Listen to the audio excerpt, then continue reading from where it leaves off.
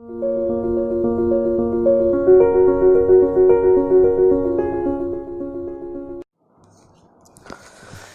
करते हैं नया चैप्टर सरफेस केमिस्ट्री।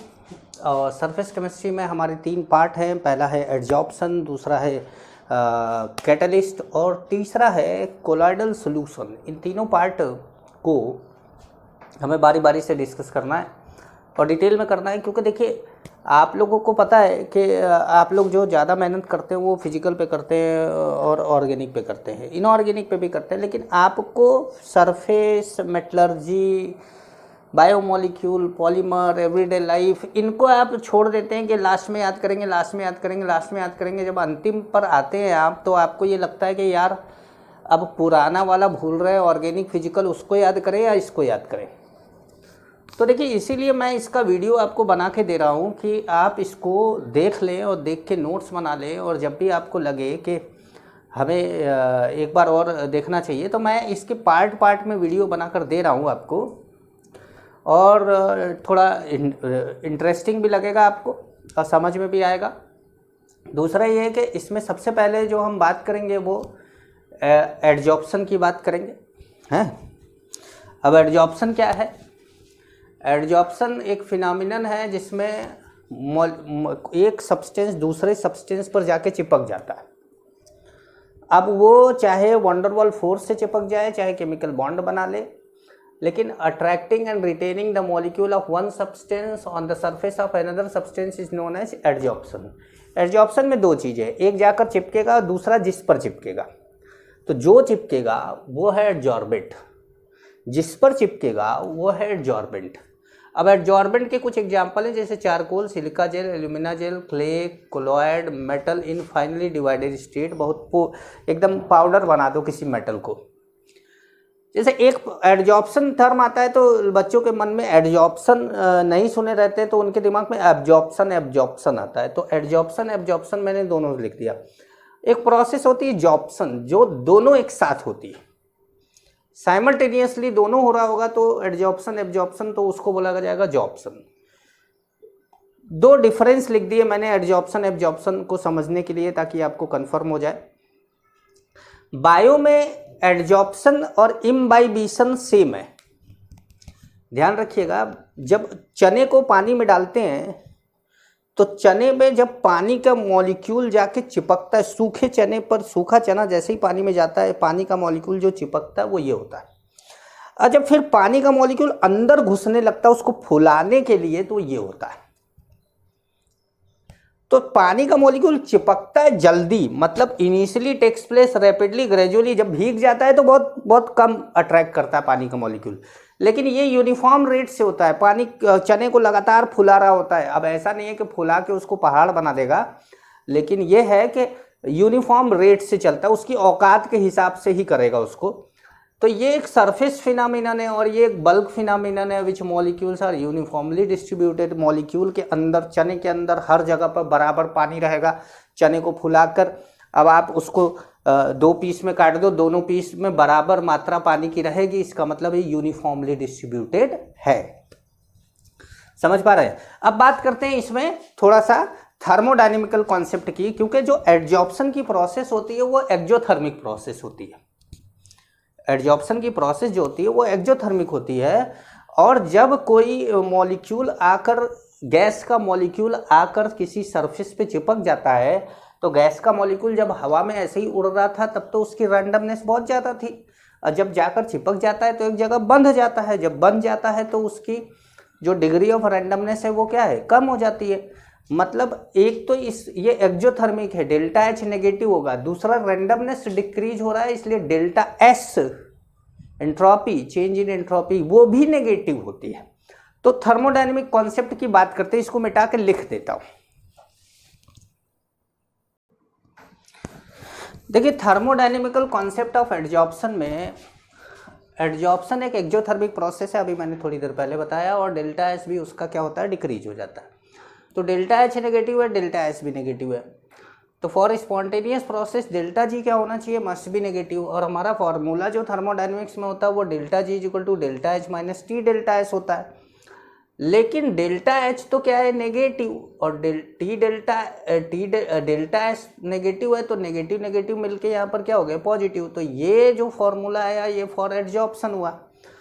अब to obtain negative delta G, अगर आपको डेल्टा जी नेगेटिव चाहिए तो इसका मैग्नीट्यूड इसके मैग्नीट्यूड से ज़्यादा होना चाहिए, तो delta H should be higher than T delta S. अब टी डेल्टा एस कब ज़्यादा होगा, जब थोड़ा इसकी वैल्यू कम हो या फिर टेम्परेचर कम हो। देखिए एडजॉर्प्शन दो टाइप के होते हैं, एक होता है फिजिजॉर्प्शन, जिसमें एडजॉर्बेंट और एडजॉर्बेंट के बीच में कोई केमिकल बॉन्ड नहीं बनता, वहाँ van der Waals force of attraction होता है। और केमिजॉर्प्शन में क्या होता है कि केमिकल बॉन्ड बन जाता है एडजॉर्बेंट और एडजॉर्बेंट के बीच में। जैसे जब हैबर प्रोसेस में अमोनिया बनाते हैं तो नाइट्रोजन हाइड्रोजन लेते हैं, तो नाइट्रोजन और आयरन के बीच में फिजिजॉर्प्शन ना होकर केमिजॉर्प्शन होता है। और वैसे अगर आप चारकोल या कोई और लेते हैं जिसमें कि आप गैस एडजॉर्ब करते हैं, जैसे कि आप नोबल गैस के मिक्सचर में नोबल गैसों को अलग करना चाहते हैं, तो उसमें चारकोल लेते हैं, चारकोल की मदद से अलग करते हैं अलग अलग टेम्परेचर पे, तो वहाँ पर फिजिजॉर्प्शन होता है क्योंकि नोबल गैस बॉन्ड ही नहीं बनाता। ठीक है, तो ये दोनों चीज़ें हैं। अब थोड़ा सा डिफरेंस इसमें 7-8 तरह का डिफरेंस होता है, वो देख लीजिए, क्योंकि पूछा तो जाता है आपको, एक आध पॉइंट आ ही गया मान लो, तो इसको लिख लेते हैं।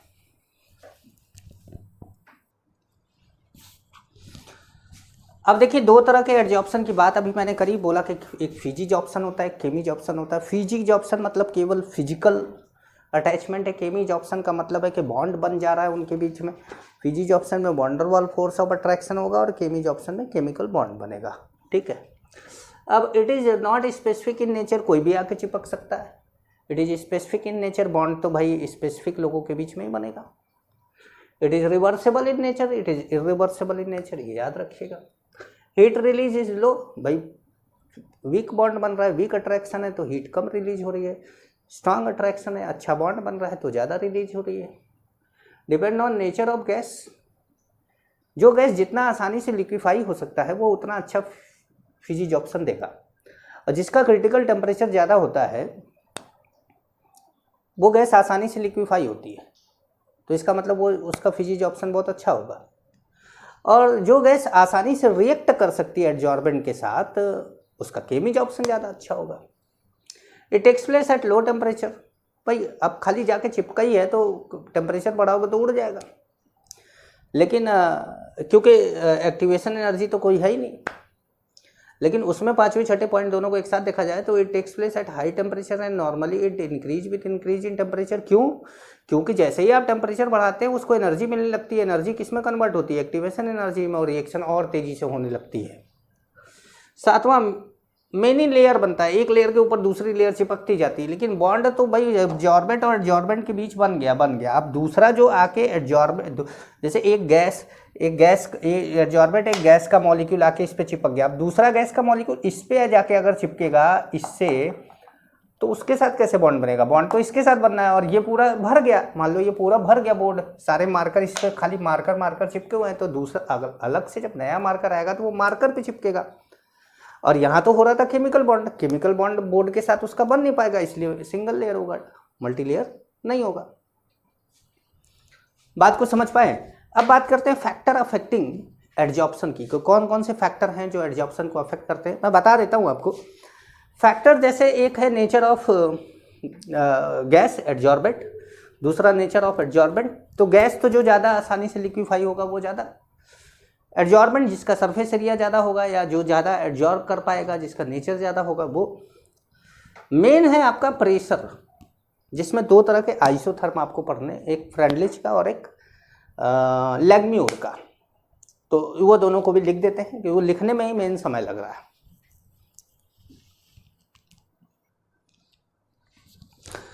अब देखिए फैक्टर अफेक्टिंग एडजॉर्प्शन, जैसा कि हमने बात किया, इसमें पहला नेचर ऑफ गैस, जो गैस जितना आसानी से लिक्विफाई हो सकता है वो उतना आसानी से एडजॉर्ब होगा, ऐसा ही लिखा गया। दूसरा है नेचर ऑफ एडजॉर्बेंट, जितना ज़्यादा एडजॉर्बेंट मतलब जिसके सरफेस पर एडजॉर्ब हो रहा है उसका सरफेस जितना ज़्यादा पोरस होगा, छेद होगा तभी ना धसेगा। मान लीजिए कि आप दौड़ रहे हैं तो कहीं गड्ढा होगा तभी ना गिरेंगे, गिर जाएंगे तो फंस जाएंगे, दलदल होगा तो फंस जाएंगे, सड़क सीधी होगी बिल्कुल गड्ढा नहीं होगा तो फिर वहाँ पर आप फंसेंगे कहाँ। तो इसलिए पोरस स्ट्रक्चर होगा तो वेरी गुड एडजॉर्बेंट होगा। तीसरा है इफेक्ट ऑफ प्रेशर। प्रेशर को समझने के लिए दो आइसोथर्म, आइसोथर्म का मतलब होता है कांस्टेंट टेम्परेचर, दो आइसोथर्म की जरूरत पड़ेगी। पहला है फ्रेंडलिच एडजॉर्प्शन आइसोथर्म, जो कि स्पेशली था किसके लिए, फिजी जॉब्सन के लिए। अब उन्होंने एक इक्वेशन दिया था कि x/m = k × p⁻1/n, n की वैल्यू 1 से ज़्यादा होगी हमेशा, मतलब 1/n की वैल्यू हमेशा 1 से क्या होगी, कम होगी। x क्या है, जो गैस एडजॉर्ब हो रही है उसका मास है। m जिसकी सरफेस पे एडजॉर्ब हो रहा है उसका मास है। k और n क्या है, कांस्टेंट है। p प्रेशर एट इक्विलिब्रियम है। इक्विलिब्रियम का मतलब क्या है कि एडजॉर्प्शन एंड डिजॉर्प्शन जब सेम रेट से होने लगे तो उस समय प्रेशर देख लो कि कितना प्रेशर है। इस पे इन्होंने ग्राफ बनाया तो ग्राफ ऐसे बना। अच्छा, ये कांस्टेंट टेम्परेचर पे, ये कांस्टेंट टेम्परेचर पे, ये कांस्टेंट टेम्परेचर, लेकिन इन तीनों का टेम्परेचर अलग अलग है। तो अब हमने ये विचार किया कि आओ देखते हैं कि मान लीजिए इस तरह का क्वेश्चन दे दिया आपसे, बोले कि भाई T1 T2 T3 में बड़ा कौन है या छोटा कौन है, या अरेंज कर दो, तो कैसे करोगे। देखिए फिजी जॉब्सन है तो आपको पता है टेम्परेचर बढ़ाने पर एडजॉर्प्शन क्या हो जाएगा, कम। एडजॉर्प्शन कब हो जाएगा, देखिए x/m की वैल्यू ज़्यादा तो इसका मतलब गैस एडजॉर्ब ज़्यादा हुआ है। तो अगर हम एक कांस्टेंट प्रेशर पे गैस एडजॉर्ब देखें तो इस जगह पे गैस सबसे ज़्यादा एडजॉर्ब हुई है, यहाँ थोड़ा कम, यहाँ और कम। गैस एडजॉर्ब कब ज़्यादा होगी, जब टेम्परेचर क्या रहेगा, कम या ज़्यादा, कम, क्योंकि ये फिजी ऑप्शन है, टेम्परेचर बढ़ाने पर तो एडजॉर्प्शन कम हो जाता है। तो इसका मतलब है कि टेम्परेचर यहाँ पर कम होगा और यहाँ पर क्या होगा, ज़्यादा होगा। दैट मीन्स T1 ज़्यादा है T2 से और T2 ज़्यादा है T3 से। NCERT में इसकी वैल्यू भी दी हुई है टेम्परेचर की, मुझे याद नहीं है। अब मेरे पास लॉकडाउन में NCERT भी नहीं है, मेरे जो है NCERT सब कोचिंग में पड़ा हुआ है। वो बच्चे मांग के, एक तो NCERT कोई मांग के ले गया है, आज तक दिया ही नहीं है, और तीन पड़ा हुआ है, 2 11th का, एक 12th का। एक 12th वाला जो मान लो NCERT होता भी तो ये जो जिसमें सरफेस केमिस्ट्री दिया हो तो कोई मांग के ले गया, आज तक दे भी नहीं किया, और मांग के ले गया, दे नहीं गया, मतलब कि मुझे लगता है कि नीट के एग्ज़ाम के बाद दे जाएगा बच्चा। क्योंकि देखिए किताब और कॉपी जो है ना वो चोरी नहीं होती, जिसको ज़रूरत होती ले जाता है, उसके बाद वापस दे देता। पेन चोरी हो जाता है, क्योंकि पेन तो हिसाब बारीक करने के भी काम आता है। किताब अब मॉरिसन बोर्ड कोई ले जाकर कौन सा बनिए की दुकान पे रख लेगा, हैं, या कहो कि जो है कोई JD ले गया सर आपकी और वो मोबाइल की दुकान पे रखी हुई है, क्या करेगा उसका। आइए देखते हैं इसका लॉग ले लेते हैं। लॉग ले लिया तो भैया ऐसे ये बन गया, देख लीजिए लॉग लेना आता है कि नहीं आप लोग को। ये log x/m, ये log k, मतलब a × b को क्या बोलते हैं, a log a + log b, तो ये log k हो गया, और ये पावर आगे आया 1/n और log p हो गया। तो हमने 1/n log p और ये log k हो गया, ठीक है। ध्यान से देखें तो स्ट्रेट लाइन इक्वेशन बन रही है y = mx + c। ये y एक्सिस पे, ये इंटरसेप्ट, ये x एक्सिस पे, ये स्लोप कितना है 1/n, x पे ये k क्या है, इंटरसेप्ट है, ये रहा। ग्राफ स्ट्रेट लाइन जा रहा है। अगर स्ट्रेट लाइन है तो समझ लीजिए कि फ्रेंडली एडजॉर्प्शन आइसोथर्म एप्लीकेबल है, और अगर स्ट्रेट लाइन नहीं है तो इसका मतलब है कि फेल हो गया भैया, नहीं चल रहा है, सही नहीं चल रहा। 1/n की वैल्यू, वैसे तो बोला जाता है कि 0 से 1 के बीच में कुछ भी ले लो। अब 0 से 1 के बीच में लेने का मतलब है कि ये या तो 1 होगा, और अगर मतलब 0 से 1 के वैल्यू के बीच में लेंगे तो अगर मान लीजिए 1/n या तो 1 हो जाएगा और या तो क्या हो जाएगा, 0 हो जाएगा। लेकिन प्रोबेबली जो वैल्यू होती है वो 0.1 से लेके 0.5 के बीच में होती है, क्योंकि यहाँ पर लिखा गया है कि n की वैल्यू क्या है, 1 से ज़्यादा। n की वैल्यू 1 से ज़्यादा है तो 1/n की वैल्यू 1 से कम होगी। अब जब 1 से कम होगी तो क्या होगी, ये माना जाता है कि इसके बीच में रहता है। तो ये ग्राफ बन गया। अच्छा, this isotherm fail to explain the adsorption at high pressure, इसीलिए तो लैंगम्यूर की ज़रूरत पड़ी। तो जो अगला है बी, उसको वो हम पढ़ते हैं लैंगम्यूर एडजॉर्प्शन आइसोथर्म। ठीक है,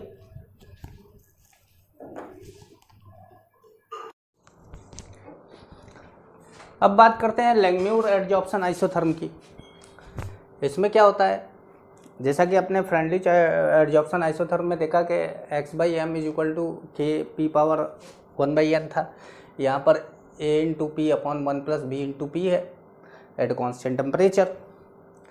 ए भी क्या है, कांस्टेंट है। पी क्या है, प्रेशर एट इक्विलिब्रियम पर है, मतलब जिस पर डिजॉर्प्शन और एजॉर्प्शन सेम रेट से हो रहे हो। According to Langmuir all the side of adsorbent are equivalent, सभी साइड क्या होती है, सेम होती है, मतलब बराबर एडजॉर्प्शन हर जगह होता है। Adsorption and desorption takes place simultaneously, एक साथ होते हैं। Applicable to mostly in chemisorption, ध्यान रखिएगा ये केमीजॉर्प्शन में होता है, और वो वाला फिजीजॉर्प्शन में था। केस 1, जब P बहुत कम कर देते हैं, P बहुत कम कर देते हैं तो 1 प्लस BP में P बहुत कम कर देंगे तो 1 डोमिनेटिंग हो जाएगा, 1 डोमिनेटिंग हो जाएगा तो ये 1 के बराबर हो जाएगा, तो फिर ये 1 हो जाएगा तो AP बचेगा, केवल AP। और ग्राफ कैसा हो जाएगा, स्ट्रेट लाइन, स्ट्रेट लाइन। और केस 2 में when P is very high, P बहुत हाई हो जाएगा तो 1 प्लस BP क्या हो जाएगा, BP। जब ये BP रखेंगे नीचे तो P और P कैंसिल हो जाएगा, x/m क्या हो जाएगा, AB कांस्टेंट। अब ये कांस्टेंट होगा तो बहुत हाई प्रेशर पर है तो इतनी जगह छोड़ के, मतलब थोड़ा भाई शुरुआत से नहीं ना कर देंगे, तो कुछ जगह छोड़ के प्रेशर स्टार्ट करते हैं। ये हाई प्रेशर पे है, independent on pressure. On combining case 1 and 2, जब हम दोनों केस को कंबाइन करते हैं तो हम देखते हैं कि लो प्रेशर से हाई प्रेशर के जाते समय ऐसे बनता है लैंगम्यूर एडजॉर्प्शन आइसोथर्म। यही बात फ्रेंडलिच समझा नहीं पाए थे, उस समय नहीं समझा पाए थे, और जो कि इन्होंने समझाया है। ठीक है, अब बात करते हैं इफेक्ट ऑफ टेम्परेचर की।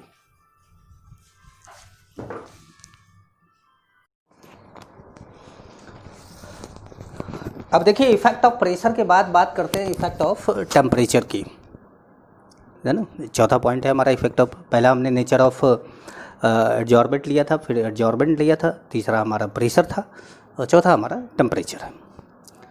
ऑन इंक्रीजिंग टेम्परेचर फिजीजॉर्प्शन डिक्रीजेज, ये हम जानते हैं। ऑन इंक्रीजिंग टेम्परेचर केमीजॉर्प्शन इंक्रीजेज, ये हम जानते थे, लेकिन देन डिक्रीजेज, इसकी मीनिंग क्या है। एक्चुअली क्या है कि मान लीजिए कि केमीजॉर्प्शन, हमने टेम्परेचर बढ़ाया, एक्टिवेशन एनर्जी मिली और बॉन्ड बन गया, लेकिन आप लगातार टेम्परेचर अभी बढ़ाते जा रहे यार, तो जो बॉन्ड बना है वो टूट भी जाएगा, तब केमीजॉर्प्शन डिक्रीज करने लगेगा। तो ये कारण है देन डिक्रीजेस। जैसे फिजीजॉर्प्शन में क्या हो रहा है कि टेम्परेचर बढ़ा रहा है तो x/y की वैल्यू घटती जा रही है, लेकिन केमीजॉर्प्शन में शुरुआत में बढ़ता है, शुरुआत में क्या काफ़ी समय तक बढ़ता है, लेकिन उसके बाद फिर जब बॉन्ड ही टूटने लगेगा तो फिर घटने लगेगा। तो ये दोनों कॉन्सेप्ट आप याद रखिएगा। अच्छा, एडजॉर्प्शन फ्रॉम सोल्यूशन फेज। अब सोल्यूशन फेज में एडजॉर्प्शन, ये भी एक तरह का एडजॉर्प्शन है, और जिसको हमने कोई इफेक्ट में नहीं लिया है, लेकिन एडजॉर्प्शन की प्रोसेस अब हमारी ख़त्म हो रही है, अब हम कैटलिस्ट स्टार्ट करेंगे। तो एडजॉर्प्शन, अब हमारे इस वीडियो में एडजॉर्प्शन हम ख़त्म कर देंगे। एडजॉर्प्शन फ्रॉम सोल्यूशन फेज, जैसे अब इसमें क्या है कि फ्रेंडलिच एडजॉर्प्शन आइसोथर्म और लैंगम्यूर एडजॉर्प्शन आइसोथर्म दोनों वैलिड होते हैं, मतलब दोनों ही ग्राफ बनाए जा सकते हैं जैसे कि उसमें बनता था, बस P की जगह C करना है, प्रेशर की जगह कंसंट्रेशन करना है, समझ रहे हैं। अब क्या है कि इसके कुछ पॉइंट है जो सॉल्यूशन में एडजॉर्प्शन होते समय ऑब्जर्वेशन जो हुई है उसके कुछ पॉइंट है। जैसे पहला है कि the extent of adsorption increases with temperature, absorption increase with temperature. अब जैसे देखिए, मैं आपको एक एग्जांपल दे देता हूँ। जैसे नीचे एग्जांपल आपको दिया गया है, कहीं दिया गया है, लेकिन मैं आपको 2 एग्जांपल देता हूँ। पहला कि अगर गरीब आदमी का एग्जांपल है, कुछ लोगों को तो समझ में भी नहीं आएगा। देखिए, अगर आपके घर में, जैसे हम स्टूडेंट थे जब, तो क्या होता था कि जब मैं मेडिकल की प्रिपरेशन करता था, मैंने मेडिकल की प्रिपरेशन भी करी है, तो उस समय मैं खाना बना के खाता था, खुद बनाता था और खाता था। तो कभी कभी क्या होता था कि ऐसा हो जाता था कि दाल वाल में नमक ज़्यादा हो जाता था। तो मेरे एक बगल में एक भैया थे जो जेई की तैयारी कर रहे थे, उस समय आईआईटी की तैयारी होती थी, एनआईटी के लिए अलग अलग स्टेट तैयारी करवाता था, एनआईटी अलग से नहीं था। मतलब जैसे आप लोग जेई मेंस बोलते हैं जो इस समय, जो पहले एआईट्रिपल था, एआईट्रिपल से भी पहले कुछ नहीं था, केवल आईआईटी था, 7 आईआईटी थे, जिसमें आईआईटी 5 ही थे, बीएचयू तो आईटी था, और आईएसएम धनबाद भी आईआईटी नहीं माना जाता था, रुड़की भी अलग था। तो उस टाइम पर एक बार मेरी दाल में नमक ज़्यादा हो गया, तो बगल वाले भैया को मैंने खाने के लिए इनवाइट किया था। वो उस समय लोग 8-8 10-10 साल तैयारी करते थे आईआईटी की, मैं भी 12th पास होके आया था, तो वो लोग भले इंटर पास थे लेकिन उम्र में तो भैया ही लगते थे, कई बार तो चाचा टाइप के हो जाते थे। तो उनको मैंने कहा खाने के लिए इनवाइट किया, तो उन्होंने हाँ कह दिया। फिर मैंने खाना बनाया और हम दोनों लोग बैठे, बाकायदे खाना पूरा बनाया, दाल चावल रोटी सब्जी सलाद सब था। दाल में नमक ज़्यादा था, उन्होंने चखा, बोला यार दाल में नमक ज़्यादा है। मैंने उनको एक कटोरी में दिया, मैंने कहा भैया चख के देख लीजिए, तो बोले यार दाल में नमक ज़्यादा है और मैं कम खाता हूँ। अब मैंने चख के देखा तो थोड़ा ज़्यादा मुझे भी लगा, लेकिन मैं नमक थोड़ा ज़्यादा खाता हूँ। तो उन्होंने कहा एक काम करो, आटे की लोई बनाओ छोटी छोटी, और लोई बना के उसको दाल में किसी जालीदार कपड़े में रख के डाल दो, छोटी छोटी गोलियाँ, बड़ा सा गोला नहीं। अब छोटी छोटी गोलियाँ क्यों बोली उन्होंने, मुझे उस समय समझ में नहीं आया। बड़ा सा गोला भी तो बोल सकते थे, लेकिन मैंने उनकी बात, कही हुई बात मानी एज इट इज। कई बार क्या होता है कि ज़्यादा बहस नहीं करनी चाहिए, मान लेनी चाहिए। मान लिया मैंने, थोड़ी देर रख दिया, हम लोग छत पे चले गए, टहलने लगे, गर्मी का दिन था। थोड़ी देर वो बातचीत करके आए, नीचे आए, उस कपड़े को मैंने बाहर निकाला, दाल जैसे अंदर डायरेक्ट लोई डाल देते तो शायद मिक्स हो जाता, ढूंढना पड़ता। निकाल दिया हमने, उसको फेंक दिया, और उसके बाद हमने दाल खाई। तो मुझे दाल कन में नमक कम लगने लगा और उनको ठीक लगने लगा, तो फिर हमने खा लिया। लेकिन जब मुझे ये टॉपिक, उस समय तो हमको खुद ये सब टॉपिक समझ में आते नहीं थे, और दूसरा ये टॉपिक कोई पढ़ाता भी नहीं था, ऐसे ही बोल देता था कि पढ़ लेना। तो जब मैंने खुद ये टॉपिक समझा तो मुझे याद आया उनका कि हाँ यार, ये तो वो भैया थे और जिन्होंने मुझे एडजॉर्प्शन सिखा के चले गए थे सॉल्यूशन फेज में, और उन्होंने बड़े गोले की जगह पे छोटी छोटी गोलियां इसलिए बनाई थी ताकि सरफेस एरिया बढ़ जाए, और नमक एडजॉर्बेंट था, और आटे की गोलियां जो थी वो एडजॉर्बेंट थी, और उसने नमक को एडजॉर्ब कर लिया, टेम्परेचर बढ़ाया। गरम दाल में ज़्यादा आसानी से नमक एडजॉर्ब होगा, ये भी मैंने फील किया। क्योंकि बाद में मैं पढ़ने के बाद मैंने इस प्रोसेस को फिर किया, एक बार खुद किया, नमक ज़बरदस्ती ज़्यादा किया,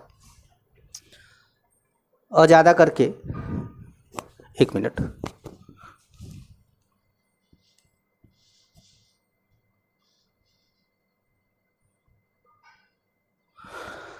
मोबाइल को फ्लाइट मोड पे डाल दे, वरना कॉल आएगा ना, वीडियो बंद हो जाएगा, मैं ऐसे ही बोलता रह जाऊंगा।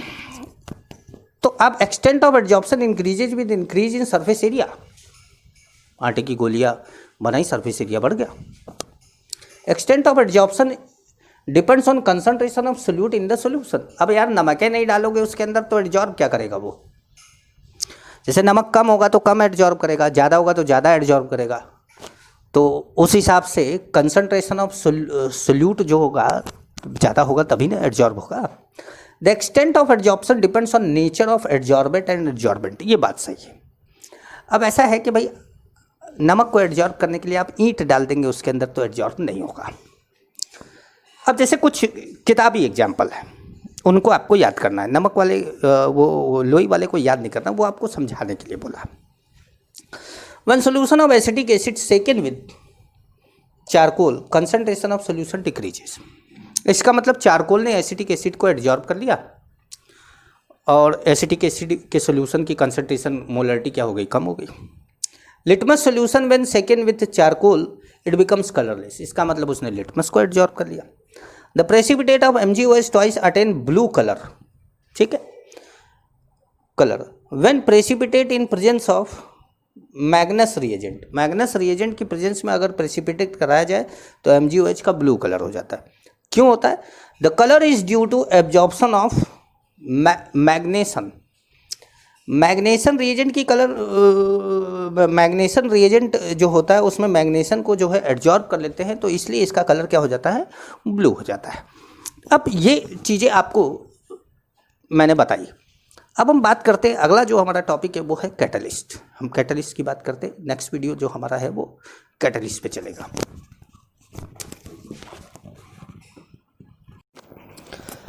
अब देखिए अगले टॉपिक पर चलते हैं, नाम है कैटलिस्ट। और क्या करता है ये? It alter the rate of reaction and at the end of reaction, at लिखाना भूल गए, at the end of reaction it emerges unchanged chemically and by mass also। मतलब एक ऐसा सब्सटेंस जो रिएक्शन की रेट को चेंज कर दे, अल्टर कर दे, मतलब चेंज कर दे, बढ़ा या घटा दोनों सकता है भैया, चेंज कर दे, ज़्यादातर बढ़ाता है। 99% कैटलिस्ट का काम यही है, उसका यूज ही इसलिए किया जाता है कि रेट ऑफ रिएक्शन को बढ़ाए और हमारे टाइम को घटाए। पर कई बार क्या होता है कि कुछ ऐसे कैटलिस्ट भी लेने पड़ते हैं कि रिएक्शन यार डालते ही हो गया, हम तो कुछ कर ही नहीं पा रहे हैं, तो उसमें रेट ऑफ रिएक्शन घटाना पड़ता है कि भैया थोड़ा कुछ कर ले हम। तो वो जो रिएक्शन होती है उस वहाँ पर घटाया जाता है, तो इसलिए अल्टर बोलना ज़्यादा ठीक है। और कैटलिस्ट रिएक्शन होने के बाद बाहर, मतलब रिएक्शन होने के बाद वैसे ही बाहर निकल जाता है, जो लिए रहते हैं वही चीज़ रहती है, अनचेंज होता है केमिकली। और दूसरा बाई मास, मतलब अगर आपने 100 ग्राम कैटलिस्ट लिया था तो फिर 100 ग्राम है। हाँ, कई बार ऐसा होता है कि आपने 100 ग्राम का सॉलिड टुकड़ा लिया था और 100 ग्राम आपको पाउडर मिल गया, ये हो सकता है, लेकिन मास केमिकली नहीं चेंज होता और मास नहीं चेंज होता। Types of catalyst,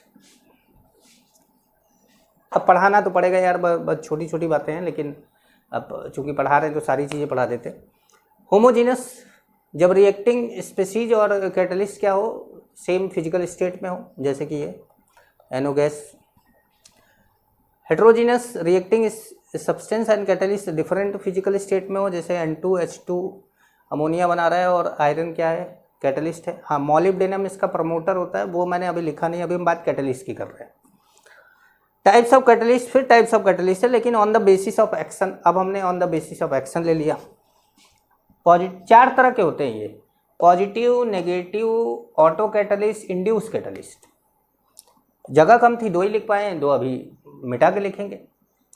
positive catalyst क्या है? Increase the rate of reaction. अब आयरन क्या कर रहा है? रेट ऑफ रिएक्शन को बढ़ा रहा है, पर ये आपके लिए इंपॉर्टेंट नहीं है। आपको एग्जाम्पल ये दोनों याद रखने, नेगेटिव कैटलिस्ट वाले, क्योंकि नेगेटिव कैटलिस्ट वाले एग्जाम्पल बहुत कम है दुनिया में, तो इसलिए जो बता रहा हूँ मैं आपको, वो एग्जाम्पल आपको याद करना है। Negative catalyst decreases the rate of reaction, जैसे H2SO3 को हाफ O2 से रिएक्ट कराओ या H2SO3 को O2 से रिएक्ट कराओ, H2SO4 बनाओ। फिनॉल नेगेटिव कैटलिस्ट है, मार्क कर लीजिएगा यहाँ पे, फिनॉल क्या है? Negative catalyst. H2O2 ग्लिसरॉल की प्रेजेंस में वैसे तो H2O2 को ऐसे ही छोड़ दो तो वो वाटर और ऑक्सीजन में टूट जाता है, लेकिन ग्लिसरॉल की प्रेजेंस में रिएक्ट कराने लगे तो रेट स्लो कर देता है। तो फायदा क्या है इसका? फायदा ये है भैया कि मार्केट से H2O2 लेकर आए हो, उसमें थोड़ा सा ग्लिसरॉल डाल दो तो स्टेबिलिटी H2O2 की बढ़ जाएगी और H2O2 ऑक्सीजन और वाटर में टूटेगा नहीं। वरना मार्केट से H2O2 लेकर आए, खोले, एक आध बार यूज किए, पता चला अंदर पानी रह गया, ऑक्सीजन उड़ गया, पानी रह गया, H2O2 तो है ही नहीं अब तुम्हारे पास। अब तुम पता चल रहा है कि तुम्हें कान में दर्द हो रहा है, तुम कान में H2O2 डालना चाहते हो, पता चल रहा है तुम कान में पानी और बढ़ा दिए। तो इसलिए यूज तो है भाई। अच्छा, तीसरा है ऑटो कैटलिस्ट, मिटा दें इसको तो लिखें।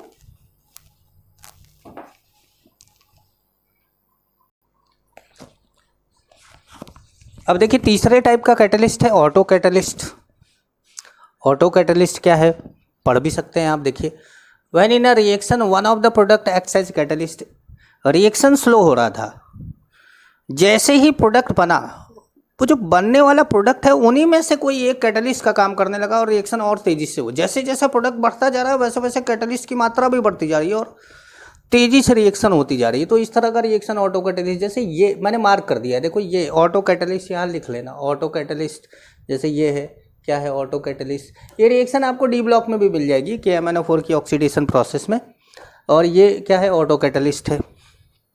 इंड्यूस्ड कैटलिस्ट, इंड्यूस्ड का मतलब होता है कि एक काम करना चाहता है और दूसरा नहीं करना चाहता, लेकिन देख कर जो है वो शुरुआत कर देता है। जैसे when a reaction work as catalyst for another reaction, जैसे दो रिएक्शन हमने ली, एग्जाम्पल दो रिएक्शन ली, Na2SO3 एयर से रिएक्ट किया, Na2SO4 बनाया, लेकिन Na2SeO3 लिया एयर के साथ तो वो रिएक्शन ही नहीं किया, क्योंकि दोनों डिफरेंट कंटेनर में थे, अलग अलग कर रहे रिएक्शन करवा रहे थे, एक कर रहा था दूसरा नहीं कर रहा था। अब हमने क्या करा, दोनों को सेम कंटेनर में डाल दिया, ये रिएक्ट करके ये बनाया और दूसरा भी रिएक्ट कर गया। ये कैसे हुआ? जब दोनों को अलग कर रहे थे तो रिएक्शन नहीं हो रहा था और एक साथ मिला दे रहे तो रिएक्शन हो जा रहा था। इसका मतलब ये है कि ये रिएक्शन में पाए जाने वाले जो ये रिएक्शन ही पूरा, मतलब ये भी देखा गया, एक चीज़ और देखी गई, जैसे कि इस रिएक्शन के अंदर Na2SO3 डाल के देख लो क्या कैटलिस्ट है, नहीं हुआ। Na2SO4 डाल के देख लो क्या कैटलिस्ट है, नहीं हुआ। लेकिन ये रिएक्शन के साथ रिएक्शन कराई जा रही थी तो कैटलिस्ट। इसका मतलब है कि इन दोनों चीज़ों का होना जरूरी है। अगर ये है और इसके साथ एयर है तो जाहिर सी बात है कि रिएक्ट तो करेगा, ये भी बनाएगा। तो दैट मीन्स इस तरह ये कह सकते हैं कि ये कैटलिस्ट का काम कर सकता है। तो अब ये पूरी रिएक्शन कैटलिस्ट का काम कर रही है इस वाली रिएक्शन के लिए, और इसीलिए इसको बोला जा रहा है इंड्यूस कैटालिसिस। मेरी बात समझे आप लोग? अब बात करते हैं सेलेक्टिविटी ऑफ कैटालिसिस की, कि कैटलिस्ट कई बार क्या होता है कि एक ही तरह के रिएक्टेंट लेकर कैटलिस्ट अगर बदलते जाएं तो प्रोडक्ट बदलता जाएगा। इसको बोलते हैं सेलेक्टिविटी ऑफ कैटलिस्ट। मतलब कैटलिस्ट सेलेक्ट करता है कि मैं क्या प्रोडक्ट बनाऊंगा। आइए देखा जाए।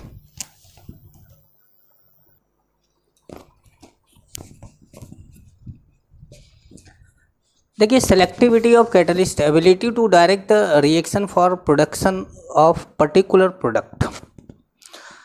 सेलेक्टिविटी ऑफ कैटलिस्ट, जैसे CO और H2। अब ऐसा नहीं कि 3 H2 हम पकड़ के लाएंगे, ये तो भाई रिएक्ट करने के ऊपर है कि 3 से करेगा कि 2 से करेगा कि 1 से करेगा। ये 3 से करेगा, ये बात Ni डिसाइड करता है। तो जब CO 3 H2 से रिएक्ट करता है तो CH4 और H2O बनाता है। आपने तो कंटेनर में CO और H2 डाल के छोड़ दिया, उसके बाद उसके अंदर Ni डाला तो ये बन गया। CuZnO और CrO3 का मिक्सचर डाल दिया तो CH3OH बन गया। 2 H2 से काम चल गया, 2 H2 है।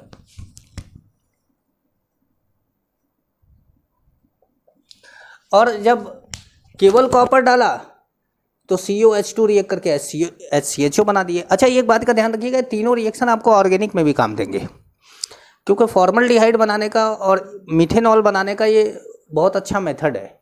ये ध्यान रखिएगा, ये प्रिपरेशन भी है इसका, है ना, याद रखिएगा इसको। Shape selective catalysis by zeolite. Zeolite क्या है?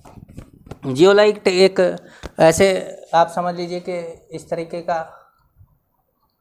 एक हनीकॉम्ब स्ट्रक्चर होता है, जिसे बीच बीच में पोर्स होते हैं। ये सब क्या है? पोर्स है। और ये एक्चुअल में क्या होता है? सिलिकेट से बनाया जाता है। सिलिकेट क्या होता है? सिलिकेट नेटवर्क होता है SiO2 का। सिलिकॉन टेट्राहेड्रल स्ट्रक्चर बनाता है, इसमें चारों तरफ ऑक्सीजन लगा होता है।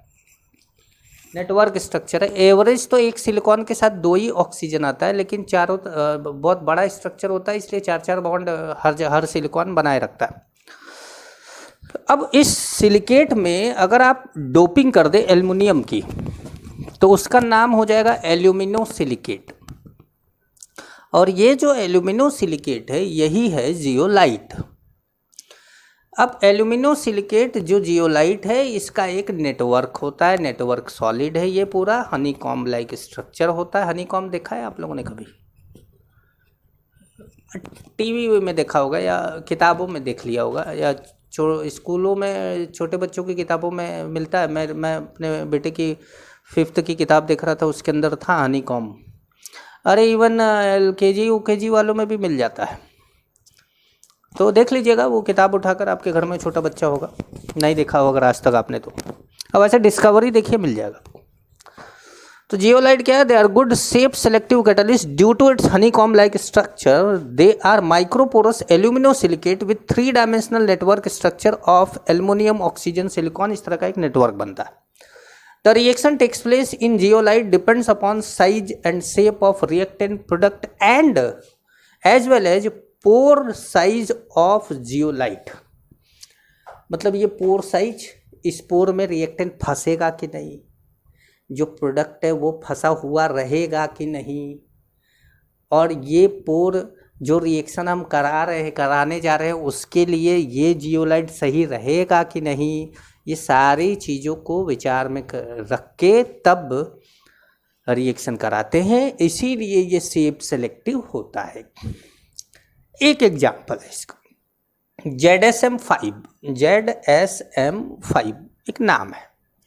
It is used in the petroleum industry. Petroleum industry में इसका यूज होता है। ZSM-5 क्या करता है? एल्कोहल को डायरेक्ट गैसोलीन में कन्वर्ट कर देता है। गैसोलीन क्या है? एक हाइड्रोकार्बन है। गैसोलीन क्या है? इसका ऑक्टेन नंबर कितना है? 100 है। इसका मतलब है कि इसके अंदर एन हेप्टेन की मात्रा नहीं रहती, सबका सब ऑक्टेन होता है, इसीलिए इसका नाम आइसो ऑक्टेन होता है। आइसो ऑक्टेन जानते हैं आप लोग? नहीं जानते?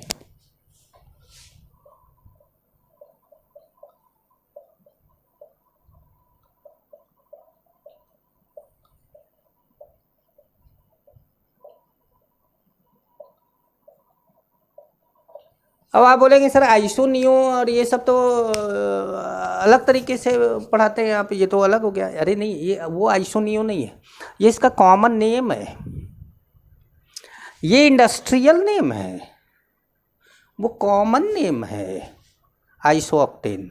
अब वैसे तो IUPAC नेम तो क्या हो गया, यहाँ से स्टार्ट कर 2,2,4 ट्राईमिथाइल पेंटेन, इसका ऑक्टेन नंबर 100 होता है। ठीक है, तो ये बात हुई कैटलिस्ट की। अब बात करेंगे,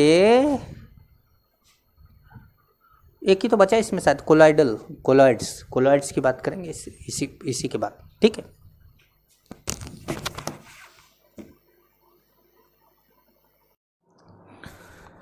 देखिए सरफेस केमिस्ट्री में एडजॉर्प्शन कैटलिस्ट के बाद अब बात करते हैं कोलॉइड की।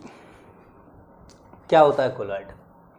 A colloid is a heterogeneous system in which one substance is dispersed as very fine particle in another substance called dispersion medium। Simple भाषा में बताएं तो ये एक तरह का सोल्यूशन है जिसमें सोल्यूट के पार्टिकल का साइज थोड़ा बड़ा है। Solution is form by micro particle whereas colloid are form by macro particle. बस इतनी बात है, मैक्रो पार्टिकल का साइज याद कर लीजिए। अब सोल्यूशन जो होगा वो 10⁻⁹ से भी छोटा सोल्यूट का पार्टिकल होगा, और जो उससे बड़ा पार्टिकल होता है 10⁻⁶ से, तब सस्पेंशन बोला जाता है, तब कोलॉइडल सोल्यूशन भी नहीं रह जाता, डायमीटर रहता है उसका। देखिए अब 2 चीज़ें आती हैं हर सोल्यूशन में। होता है क्या, एक सोल्यूट होता है और एक क्या होता है, सॉल्वेंट, सोल्यूट एंड सॉल्वेंट। तो वैसे ही यहाँ पर सोल्यूट एंड सॉल्वेंट का नाम थोड़ा अलग तरीके से बोला गया है। डिस्पर्स्ड फेज, जिसको DP बोला जा रहा है, वो क्या है, सोल्यूट है, कोलॉइडल सोल्यूशन के लिए सोल्यूट का काम कर रहा है। और डिस्पर्सन मीडियम जो है वो सॉल्वेंट है। यहाँ सोल्यूट और सॉल्वेंट ना बोल के हम disperse phase and dispersion medium बोलते हैं, डीपी और डीएम। अभी मैं ये लिख रहा था ना, तो मेरी बच्ची एलकेजी में पढ़ती है, वो ये मैंने लिखा तो बोली कि पापा अपना नाम क्यों लिख रहे हैं, जबकि मेरा ये नाम है भी नहीं, ये तो बच्चे बोल देते हैं, वरना मैं तो अपना नाम हमेशा पूरा ही बोलता हूँ। कभी मैंने ये नहीं बोला कि मेरा नाम डीएम है, मैं बोलता हूँ मेरा नाम दीपक मिश्रा है। अब बड़ा डीएम तो यार थोड़ा सा वो पोस्ट हो जाती है ना भाई। अब डीएम होते तो फिर लॉकडाउन में बैठते क्यों, फिर तो घूम सकते थे ना। अच्छा, क्लासिफिकेशन कई तरीके से करेंगे। पहला तरीका है on the basis of physical state of DP and DM, disperse phase और डिस्पर्सन मीडियम के फिजिकल स्टेट के बेस पे हम इसकी क्लासिफिकेशन करेंगे। अब देखिए, फिजिकल स्टेट 3 टाइप का होता है, सॉलिड, लिक्विड, गैस। जितने टाइप का फिजिकल स्टेट है, अगर कोई 2 फिजिकल स्टेट मिला के सॉल्यूशन बनाया जा रहा है या कोलाइडल सॉल्यूशन बनाया जा रहा है, तो टोटल 9 टाइप के कोलाइडल सॉल्यूशन बनने चाहिए। मैथ का फॉर्मूला है कि जैसे अगर 3 मिला के बनाते तो 3 पावर 3 करते थे। अब जैसे 2 मिलाकर बना रहे हैं, तो अब जैसे अकेला एक ही सॉलिड, एक अकेला खुद सॉल्यूशन होता है तो 3 पावर 1 कर देते, तब यह 9 आता है। मतलब मैथमेटिकली यहाँ पर 9 तरह के होने चाहिए, पर लिखे हमने 8 है। क्यों? क्योंकि गैस और गैस मिलकर कोलाइडल सॉल्यूशन नहीं बनाते। मतलब आपने देखा होगा कि सॉलिड सॉलिड बना रहा है, लिक्विड लिक्विड लिक्विड बना रहा है, पर अंत में गैस गैस नहीं लाया। हमने क्या करा, यहाँ पर पहले सॉलिड लिया, यहाँ पे सबको चेंज कर दे गए, फिर लिक्विड लिया, यहाँ सबको चेंज कर दे गए, फिर गैस लिया, यहाँ सबको चेंज कर दे गए, लेकिन गैस गैस नहीं किया। ठीक है, अब इनके नाम है आपको एनसीईआरटी में भी दिए गए हैं, आप इनके एग्जाम्पल और नाम याद रखिए इसको, कि जैसे सॉलिड सॉलिड को सॉलिड सॉल बोला जाता है, सॉलिड लिक्विड को सॉल बोला जाता है, लिक्विड सॉल भी बोल देते हैं, सॉलिड गैस को एरोसॉल, लिक्विड सॉलिड को जेल बोला जाता है, लिक्विड लिक्विड को इमल्सन बोलते हैं। जैसे कि आपको याद होगा कि आप लोगों ने बायो में पढ़ रखा होगा कि इमल्सिफिकेशन होता है, तो पानी में फैट के ड्रॉपलेट्स होते हैं, इमल्सिफिकेशन उसको बोलते हैं। तो वो इमल्सन, फैट जैसे ऑयल लिक्विड है, पानी भी लिक्विड है, लिक्विड लिक्विड क्या हुआ, इमल्सन हो गया। लिक्विड गैस एरोसॉल है, ठीक है। अच्छा, सॉलिड गैस भी एरोसॉल है, लिक्विड गैस भी एरोसॉल है। गैस सॉलिड सॉलिड सॉल है, और सॉलिड सॉलिड भी सॉलिड सॉल है। इसका मतलब है कि ये सॉलिड सॉल डिपेंड करता है किस बात पे, डीएम पे। गैस लिक्विड को बोला जाता है फोम। अब इनके जैसे जेम स्टोन क्या है, जेम स्टोन हमारे जो, जैसे मैंने भी एक पहन रखा है, जेम स्टोन जो होते हैं वो सॉलिड सॉल्यूशन होते हैं, सॉलिड सॉल्यूशन होते हैं, या कोलाइडल सॉल्यूशन बोल सकते हैं। अब जेम स्टोन के बारे में कभी आप चर्चा करिएगा तो विस्तार से बताएंगे आपको कि जेम स्टोन, आप लोग बताइएगा कि आपकी कुंडली क्या है, मैं आपको भेज दूंगा कि ये जेम स्टोन पहनी है। मैं बेचता नहीं हूँ, मुझे जेम स्टोन परखने का तरीका मेरे पास नहीं है कि अच्छा है कि ख़राब है, वो नहीं है, पर ये बता सकता हूँ कि आप कौन सा जेम स्टोन पहने। लेकिन दुनिया के कोई भी जेम स्टोन पहन लीजिए, अगर आप मेहनत नहीं करते हैं तो फिर जेम स्टोन काम नहीं आता। तो इनको आपको याद करना है, ठीक है भाई। जैसे इनके एग्जाम्पल याद करने, पेंट है, स्मोक डस्ट है, चीज़ है, बटर है, मिल्क, हेयर क्रीम है। हेयर क्रीम जानते हैं, वो सेट वेट आता है ना, बाल में लगाते हैं, बाल ऐसे जिधर जिधर घुमा दोगे उधर ही चिपका रह जाता है दिन भर, जब तक हाथ न डालो। फॉग है, आजकल तो फॉग ही चल रहा है, पर वो वाला फॉग ये नहीं है। मिस्ट है, क्लाउड है, फोम रबर है, फ्रोथ है, सोप लेदर है। ये सारी चीज़ें मैंने पढ़ के इसलिए सुनाई कि हो सकता है आपको दिखाई ना दे तो आप लिख ना पाए, मैंने कुछ एग्जाम्पल लिए हैं। अब हम दूसरे तरीके की क्लासिफिकेशन करते हैं।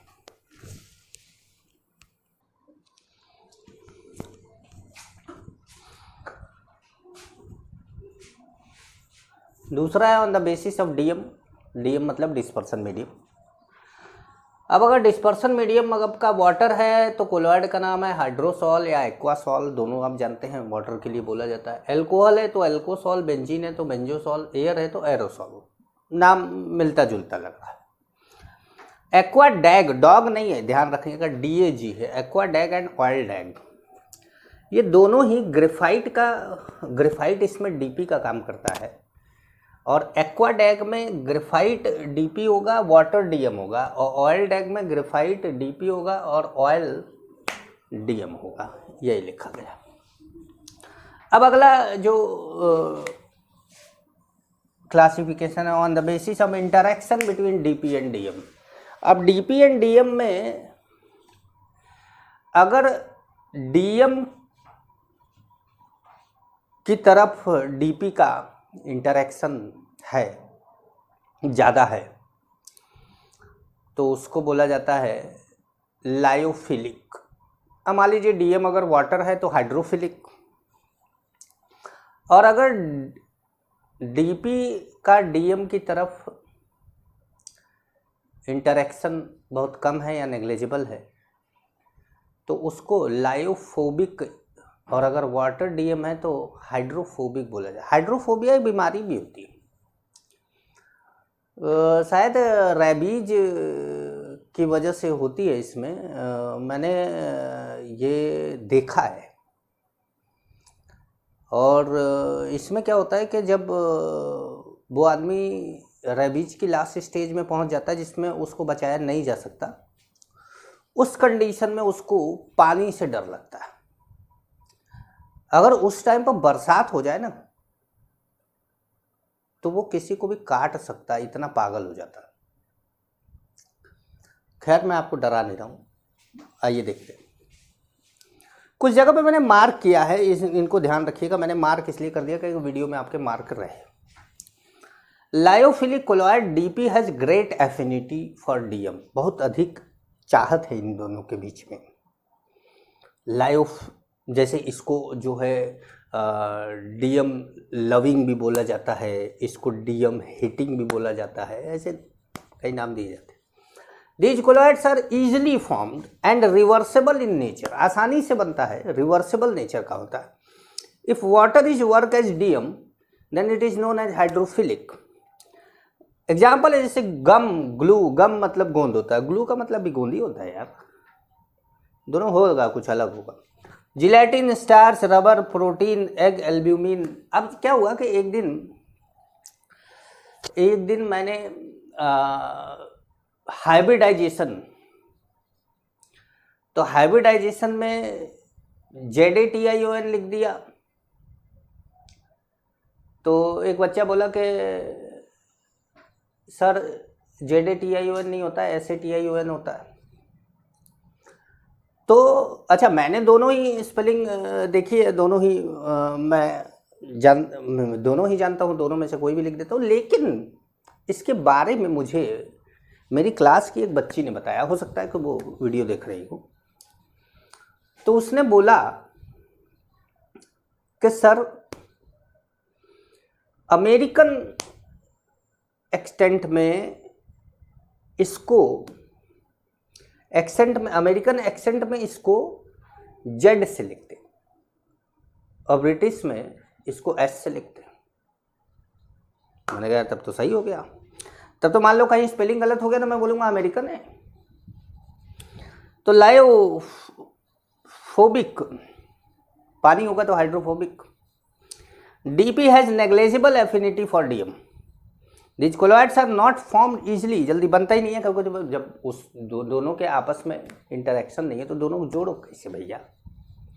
ये तो ऐसे ही बात हुई कि दो दुश्मनों की आप आपस में जो है, दो दुश्मन है, कट्टर दुश्मन, उनकी आप एक ही कमरे में रख दिया जाए उनको कि भैया तुम लोग हॉस्टल में रहो, रूम पार्टनर हो।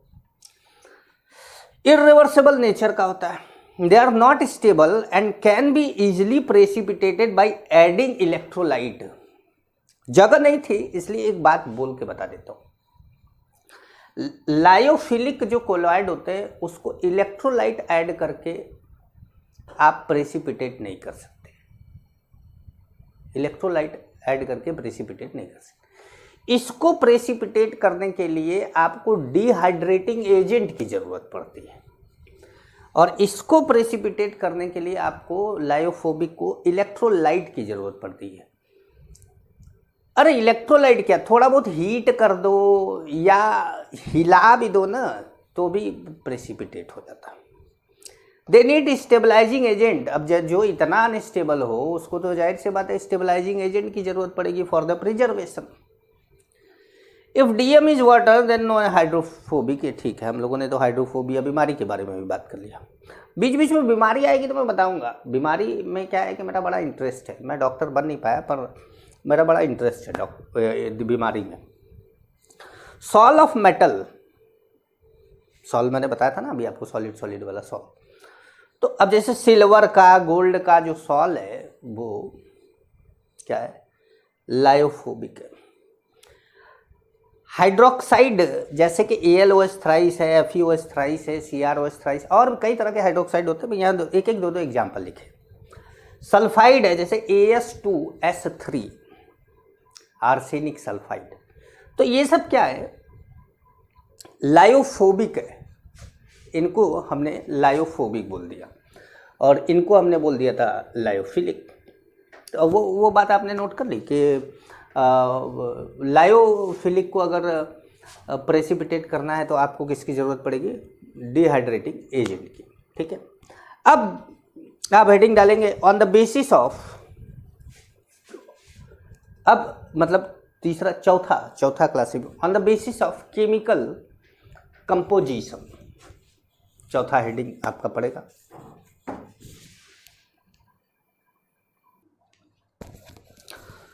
अब देखिए बात करते हैं on the basis of chemical composition, जैसा कि हम लोगों ने बोला था। अब केमिकल कंपोजिशन में पहला इनऑर्गेनिक, माइक्रोमोलिकुलर। इनऑर्गेनिक में क्या होगा, ऑर्गेनिक नहीं होगा और क्या होगा। मेटल सॉल, अभी हमने गोल्ड सिल्वर लिया ही था, कॉपर, प्लेटिनम, और मैंने बोला आपको और भी मेटल ले सकते हैं। नॉन मेटल सॉल जैसे सल्फर का, आयोडीन का, ग्रेफाइट का।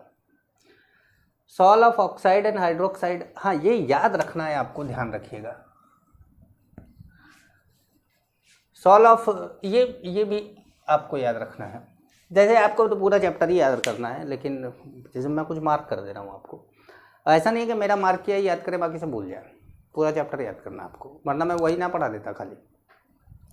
ऑर्गेनिक मैक्रोमोलिकुलर, इनऑर्गेनिक को माइक्रो, ऑर्गेनिक को मैक्रो बोला जाता है। अब इसमें दो तरह का होता है, एक नेचुरल और एक सिंथेटिक। जो इंसान बनाते हैं वो सिंथेटिक है, जो भगवान बनाते हैं वो कौन है, नेचुरल है। स्टार्च, एंजाइम, प्रोटीन, सेल्यूलोज, नहीं भाई। अब आप बोलेंगे कि सर हरगोविंद खुराना ने भी कुछ बनाया था, वो तो इंसान थे। बीडल एंड टेटम ने बताया था कि एक एंजाइम एक जीन बनाता है, तो और एंजाइम सारे प्रोटीन ही है, तो फिर प्रोटीन अलग से लिखने की क्या ज़रूरत है। ऐसा भैया कि सारा प्रोटीन एंजाइम नहीं है ना, और दूसरी बात सारा एंजाइम प्रोटीन भी नहीं है, एक एंजाइम एक्सेप्शन में आ जाता है, राइबोजाइम। तो इसलिए ठीक है, जो लिखा है उसको याद कर लीजिएगा। सिंथेटिक में polythene, polystyrene, nylon, synthetic rubber. अभी मैंने आपको पॉलीमर नहीं पढ़ाया, लेकिन ये तो पता ही होगा आपको। अच्छा, एसोसिएटेड कोलॉइड या माइसेल बोला जाता है इसको। ये क्या होता है, ये क्या होता है कि जैसे आप साबुन के, एक बाल्टी आपने साबुन लिया, तो आप देखेंगे कि कपड़ा धोने में वैसे तो महारत हमारे यहाँ पर वो नहीं है, तो जया, सुषमा, हेमा और पता नहीं कौन कौन सबकी पसंद निरमा, ऐसे करके जो सफ़ेद कपड़ा पहन के चले आते हैं। फिर आजकल एक ऐड आता है जिसमें इरादों में चमक होती है, ऑटो से उतरती है लड़की, उसके बाद कपड़े से तो तुम 100% बैंकर लग रही हो, पर ऑटो में क्यों? सर वो मेरे पापा हैं। उसमें क्या है कि हमें घड़ी डिटर्जेंट या जो भी साबुन खरीदने के लिए वो हमें सिंपैथी क्रिएट करते हैं कि देखो भैया इसको अगर खरीदोगे, पहनोगे तो तुम डॉक्टर बन जाओगे, तुम्हारे पापा चाहे जो करते हो। सलमान खान जैसे आता है एक चम्मच लेकर, और आजकल तो वो बाला वाला मूवी आया था ना, वो टकलिया का, क्या नाम है उसका, अक्षय कुमार का, भूल गए, नाम भूल गए उसका, पिक्चर का नाम भूल गए। तो उसमें टकलिया इसलिए क्योंकि वो बार बार टीवी पे दिखा रहा था टकलिया, फिर वो पलट के बोलता है कि तेरा बाप टकलिया। तो वो भी कपड़ा धो रहा है आजकल। तो इन लोगों को तो खैर पैसा मिलता है भाई कपड़ा धोने का, हमें कोई पैसा नहीं मिलता। मान लीजिए कि हमें कपड़े धोने हैं, तो जिस तरीके से सलमान खान दिखाता है कि एक बाल्टी पानी में एक चम्मच आपने पाउडर डाल दिया और 2 बार वॉशिंग मशीन जितना कपड़ा धोती है इतना कपड़ा एक बार में धो के खाली हो गया। तो उतने साबुन को अगर पानी में डाला जाए तो भैया कोई कपड़ा नहीं धुलेगा, क्योंकि साबुन की कंसंट्रेशन क्या होगी, बहुत कम। और जब साबुन की कंसंट्रेशन बहुत कम होगी तो पहली बात तो साबुन के बारे में जानिए। साबुन में क्या होता है कि एक लॉन्ग चेन होती है सोडियम स्टेरेट या किसी भी कंपाउंड की, तो एक लॉन्ग चेन 17-18 कार्बन की चेन होती है। इधर जो है वो COOH या SO3H टाइप का कोई ग्रुप लगा होता है, COO- या SO3-, क्योंकि बाकी तो एक कैटायन लगा होता है ना, Na+, K+ या जो भी। तो ये क्या है, हाइड्रोजन बॉन्ड बना सकता है, ये हाइड्रोफिलिक है, और ये वाला क्या है, हाइड्रोफोबिक है। तो इस पार्ट को हमने इससे दिखा दिया, मुंडी से। ये इसकी पूंछ है, ठीक है। जब इसको पानी में डालते हैं, सलमान खान जैसे बोलता है कि 1 चम्मच डालते हैं, तो भैया इसकी मुंडी लटक जाती है ऐसे पानी में, क्योंकि ये हाइड्रोफिलिक है, लटक जाती है। कम साबुन डाले हो, पानी के साथ इंटरेक्ट हो गया, साबुन आपने बढ़ाया। अब सलमान खान की बात ना मान के आपने 4-5 चम्मच डाला उसके अंदर। अच्छा, हिसाब से भी होता है, कई बार मैंने भी देखा कि डिटर्जेंट का फ़र्क भी होता है। उसको हम समझेंगे क्रिटिकल माइसिल कंसंट्रेशन, CMC हमारा अभी इसी में हेडिंग लिख देते, लेकिन वो जगह नहीं थी। क्राफ्ट टेम्परेचर और CMC अभी पढ़ेंगे हम लोग। तो एक कंसंट्रेशन फिक्स होता है हर साबुन के लिए, वो घर में जो कपड़े धोता है उसको आइडिया रहता है। जैसे मैंने अपनी लाइफ में बहुत कपड़े धोए, तो मुझे इस बात का आइडिया रहा उस टाइम पर कि कितना साबुन डालने से झाग आएगा, कपड़ा ठीक से धुल जाएगा। तो मेरा क्रिटिकल माइसिल कंसंट्रेशन एकदम क्लियर था उस पर्टिकुलर डिटर्जेंट के लिए। अब आपने क्या करा कि इस कंसंट्रेशन को बढ़ाया, और बढ़ा के जब साबुन की मात्रा बढ़ा दी, डिटर्जेंट की मात्रा बढ़ा दी, तो क्या हुआ कि डिटर्जेंट के जो हाइड्रोफोबिक वाले पार्ट हैं, ये एक दूसरे डिटर्जेंट के मॉलिक्यूल से चिपकने लगे वंडरवॉल फोर्स के थ्रू, ऐसे। या थोड़ा बाहर निकाल के समझा दे, ऐसे।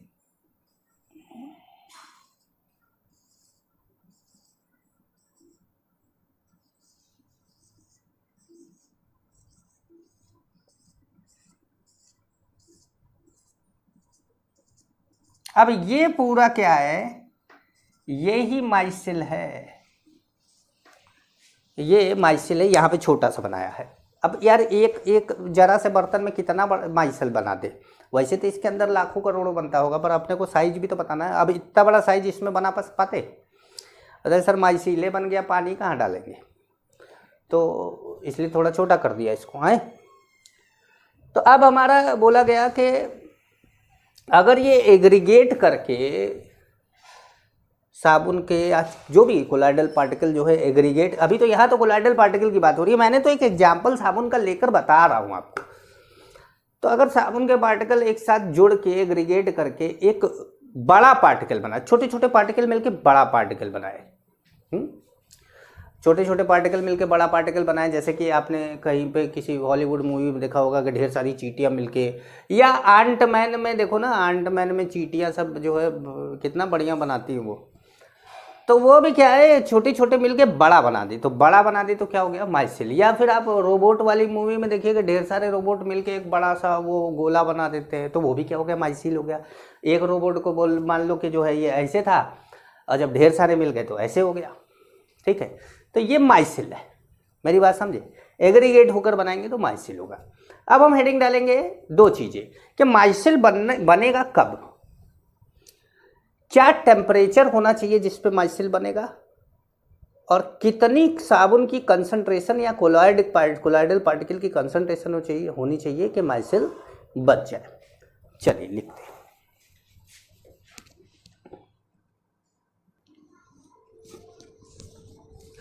अब देखिए क्राफ्ट टेम्परेचर क्या है। The formation of micelle takes place only above a particular temperature which is known as Kraft temperature. कपड़े धोने के बारे में मैं आपको बता रहा हूँ कि ठंडे पानी से कपड़े मत धोया करिए, साफ नहीं होगा, थोड़ा गुनगुना कर लिया करिए। और साबुन की मात्रा भी बहुत ज़्यादा बढ़ा देंगे तो कपड़े पे चिपका रह जाएगा, बहुत कम कर देंगे तो धोया ही नहीं जाएगा। प्रैक्टिस करिए महीने भर की, तब पता चलेगा कि कितना साबुन की ज़रूरत पड़ेगी। और जब आपको वो आइडिया लग जाएगा ना कि कितना कंसंट्रेशन की ज़रूरत पड़ेगी, वो मिनिमम कंसंट्रेशन जिस पर माइसिल बनना स्टार्ट हो जाए, वो क्या है, CMC है। उसके ऊपर माइसिल बनेगा लेकिन उसके नीचे माइसिल नहीं बनेगा। उससे ज़्यादा कंसंट्रेशन पे माइसिल बनेगा लेकिन उससे कम कंसंट्रेशन पे माइसिल नहीं बनेगा। अब हम बात करेंगे ऑन द बेसिस ऑफ, अगला जो हमारा इसका क्लासिफिकेशन है, on the basis of charge, on the basis of charge on colloidal particle. तो अब इसमें ये वीडियो हमारा लंबा होता जा रहा है, उसको अगली वीडियो पे डाल देते हैं। ठीक, नमस्कार।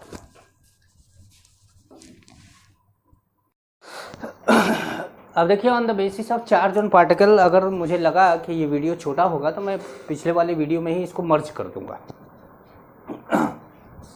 On the basis of charge on particle, देखिए आपको क्वेश्चन पूछा जाता है कि which of the following form positive solve और which of the following form negative solve. ये ऑप्शन है भैया, रट्टा मार लो इसको, सीधे पूछा जाता है। अभी कल ही मेरे से बच्चा एक व्हाट्सएप पे क्वेश्चन पूछा था, मेरी क्लास का बच्चा है मृदुल, वो पॉजिटिव सॉल्व के बारे में पूछ रहा था, ये ऑप्शन था। तो आपको सीधे ऑप्शन मिलता है यहाँ का, इसको याद करना पड़ेगा आपको। देखिए पहले पॉजिटिव सॉल्व की बात करते हैं। मेटल ऑक्साइड एंड हाइड्रोक्साइड जितने भी हैं सब पॉजिटिव सॉल्व है। Basic dye, methylene blue, Bismarck brown and haemoglobin, ये सब क्या है, हीमोग्लोबिन यहाँ पर है और ब्लड यहाँ पर है, डिफरेंस है भैया, खाली हीमोग्लोबिन ब्लड नहीं है, समझ गए ना, ध्यान रखिएगा। नेगेटिव सॉल्व क्या है, मेटल सॉल्व जितने भी देखिए मेटल के ऑक्साइड हाइड्रोक्साइड पॉजिटिव है और मेटल सॉल्व क्या है, नेगेटिव है। बेसिक डाई पॉजिटिव है और एसिडिक डाई क्या है, नेगेटिव है, कॉन्गो रेड और इओसिन। सल्फाइड जितने भी हैं सब नेगेटिव हैं, और नेचुरल सॉल्व जितने भी होते हैं जैसे कि blood, clay, charcoal, rubber, dust in water, starch, carbon particle in smoke, धुएं के अंदर कार्बन पार्टिकल, और गोन, गम, ये सब क्या है, नेचुरल है और कैसा है, नेगेटिव है। अब यहां तक तो हमारी क्लासिफिकेशन चल रही थी। अब हम कुछ टर्म पे आते हैं, इंपॉर्टेंट टर्म पे आते हैं जिनकी चर्चा करते हैं। जैसे सबसे पहला है पेप्टाइजेशन। पेप्टाइजेशन क्या है, conversion of precipitate into colloidal solution, conversion of precipitate into colloidal solution by shaking it with DM, DM मतलब dispersion medium, in presence of small amount of electrolyte is known as peptization. Precipitate को क्या करना है आपको, colloidal solution में वापस लाना है, मतलब फिर से आपको कोलॉइडल सॉल्यूशन बनाना है। कैसे, ये थोड़ा इलेक्ट्रोलाइट डाल के मिला दीजिए, उससे क्या होगा, आखिर ये बनेगा कैसे, इसकी मैकेनिज्म क्या है। क्या होता है कि जैसे प्रेसिपिटेट ऊपर है, आप समझ रहे हैं, प्रेसिपिटेट ऊपर है, जो इलेक्ट्रोलाइट डाला है मैंने, वो इलेक्ट्रोलाइट है तो कैटायन एनायन दोनों होगा। तो प्रेसिपिटेट या तो कैटायन एब्जॉर्ब कर लेता है और या तो एनायन एडजॉर्ब कर लेता है। तो अगर मान लीजिए कैटायन एडजॉर्ब कर लिया तो सब कैटायन ऊपर हो गए, कैटायन कैटायन के बीच में रिपल्सन होने लगा और अचानक टूट गया, यही होता है। और मान लीजिए सब एनायन एडजॉर्ब कर लिया तो एनायन एनायन के बीच में रिपल्सन होगा तो सब एक दूसरे को रिपल करेंगे तो वो जो प्रेसिपिटेट चादर की तरह है वो फट जाएगा। अब जैसे घर पे बच्चे लड़ते हैं तो हमारे घर में तो रोज ही एक चादर फाड़ देते हैं, क्योंकि जब उम्र का फर्क होता है ना तो ये क्या है कि लड़ाई झगड़े भी बड़े तगड़े वाले होते हैं। बराबर उम्र वालों में उतना नहीं होता, जितना बड़े को डांटो तो रोने लगेगा और छोटे को आप डांट नहीं सकते। खैर वो अलग चीज़ हो गया। प्रेसिपिटेट को तोड़ना है, इलेक्ट्रोलाइट डालना है, इलेक्ट्रोलाइट में से किसी एक को चुन के उसने ले लिया, इसका भी चुनाव अलग, मतलब वो उसके प्रेसिपिटेट वो उस कोलाइडल सोल्यूशन पे डिपेंड करता है वो किसका चुनाव करेगा। तो इस प्रोसेस को हम पेप्टाइजेशन कहते हैं। अब जैसे बात करें कि प्यूरिफिकेशन ऑफ कोलाइडल सोल्यूशन के किस तरीके से कोलाइडल सोल्यूशन का प्यूरिफिकेशन होता है। पेप्टाइजेशन तो एक प्रोसेस है कोलाइडल सोल्यूशन बनाने का, वापस से बैक आकर कोलाइडल सोल्यूशन बनाने का। अब प्यूरिफिकेशन ऑफ कोलाइडल सोल्यूशन में कुछ टर्म है जिनको मैं लिख देता हूं, आप लोगों को समझा देता हूं।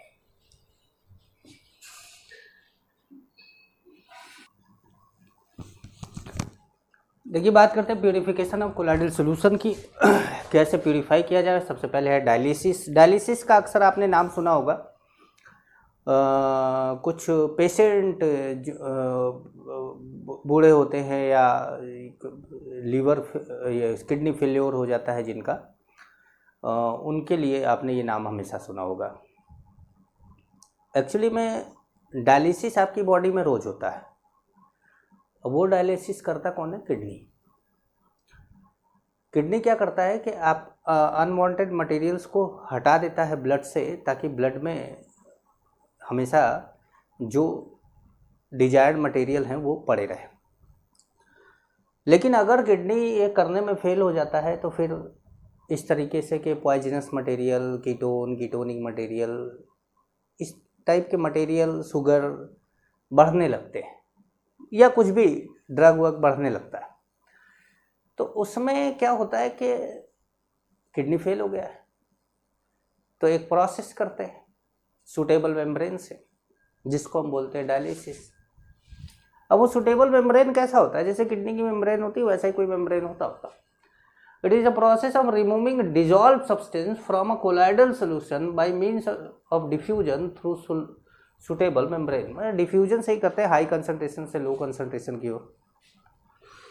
इलेक्ट्रोडायलिसिस, डायलिसिस ही करेंगे लेकिन इलेक्ट्रिक फील्ड की प्रेजेंस में। इससे क्या फायदा होगा कि जो डिजॉल्व सब्सटेंस है उन पे चार्ज होगा तो वो इलेक्ट्रोड की तरफ जाएंगे, कोई कैथोड की तरफ जाएगा, कोई एनोड की तरफ जाएगा। अल्ट्रा फिल्ट्रेशन, इसमें क्या करते हैं कि एक अल्ट्रा फिल्टर पेपर लेते हैं, उसके ऊपर कोलाइडल सोल्यूशन डाल देते हैं, छान लेते हैं जैसे आप चाय छानते हैं। लेकिन ये अल्ट्रा फिल्टर पेपर बनाया कैसे जाता? It is prepared by soaking the filter paper in colloidal solution followed by CHO and finally drawing it. जैसे आप क्या करिए कि कोलाइडल आपके घर में, आपके लैब में एक गोल सा वो पेपर होता है फिल्टर पेपर, उसको ले लीजिए। वो है फिल्टर पेपर, वो अल्ट्रा फिल्टर पेपर नहीं है। अब उस फिल्टर पेपर को आप क्या करिए कि उसको दूध में भिगो दीजिए, मिल्क में। ये क्या हो गया? कोलाइडल सोल्यूशन के साथ आपने उसको भिगो दिया। निकाल लीजिए अब, वरना गल जाएगा उसमें। निकालने के बाद अब सुखा कर उसके बाद फिर उसमें उसको CHO में डाल दीजिए। ये नहीं कि दूध में से निकाल के अभी टपक ही रहा है तब से CHO में डाल दिए, नहीं, मतलब थोड़ा सुखा लीजिए उसको, फिर CHO में डाल दिए, HCHO में, फॉर्मल्डिहाइड निकाल के सुखा लीजिए। अब जो पेपर तैयार हुआ उसका नाम है अल्ट्रा फिल्टर पेपर। अच्छा, प्रॉपर्टी ऑफ कोलाइडल सोल्यूशन, यहाँ पे तो दो ही लिखी है लेकिन 4-5 तरह की प्रॉपर्टी है, ब्राउनियन मोशन और कई तरह की इलेक्ट्रोफोरेसिस। अभी लिखने की जगह नहीं है, अभी लिखेंगे। पहला प्रॉपर्टी कोलिगेटिव प्रॉपर्टी। वैसे तो हम कोलिगेटिव प्रॉपर्टी सोल्यूशन चैप्टर में पढ़ चुके हैं, लेकिन colligative property of colloidal solution is comparatively smaller than true solution. मतलब जो चारों कोलिगेटिव प्रॉपर्टी है, relative lowering vapour pressure, elevation in boiling point, depression in freezing point and osmotic pressure, ये चारों की वैल्यू ट्रू सोल्यूशन से कम आती है। हाँ, एक बात का ध्यान रखिएगा कि कोलिगेटिव मतलब कोलाइडल सोल्यूशन और ट्रू सोल्यूशन जब आप दोनों को कंपेयर कर रहे हो तो दोनों की कंसंट्रेशन सेम ले लीजिएगा। टिंडल इफेक्ट, इसमें क्या होता है कि जब आप एक मान लीजिए कि एक कोलाइडल सॉल्यूशन है, ये इस कोलाइडल सॉल्यूशन पे यहाँ से आपने लाइट जला दी, टॉर्च जला दिया, ऐसे इस पार लाइट निकल रही है, और आप इस तरीके, मान लो इधर से जलाया, इधर से, ये मेरे लिए ज़्यादा बढ़िया पड़ेगा, इधर से मैंने जलाया और इधर से देख रहा हूँ, कितना डिग्री का एंगल, 90 डिग्री का। मान लो इधर से जलाया और इधर से देख रहा हूँ, ये भी कितना डिग्री का एंगल है, 90 डिग्री का। तो ये जो लाइट की बीम होगी कोलाइडल सॉल्यूशन से गुजरती हुई, जब आप कोलाइडल सॉल्यूशन को देखेंगे तो ग्लास कांच का लीजिएगा, ये नहीं कि इस तरफ से सर डाले, इस तरफ से देख रहे थे, स्टील का ग्लास था, लाइट ये नहीं घुसा इसमें, कांच का ग्लास लीजिएगा, तो क्या होगा कि आपको ब्लू कलर का दिखेगा, वो बीम ब्लू कलर की चमकती हुई दिखेगी, और ये होता है ड्यू टू टिंडल इफेक्ट, है ना भाई। आसमान का रंग नीला क्यों होता है, ये सब गानों में भी सुना होगा आप लोगों ने। तो मैंने colloidal solution placed in front of light beam के सामने रख दो, and we observe the solution at 90 degree angle, right angle भी बोल सकते हैं, from light beam, 90 degree angle from light beam, then the path of beam illuminated by blue light, this is called Tyndall effect. अब condition of Tyndall effect कब होगा?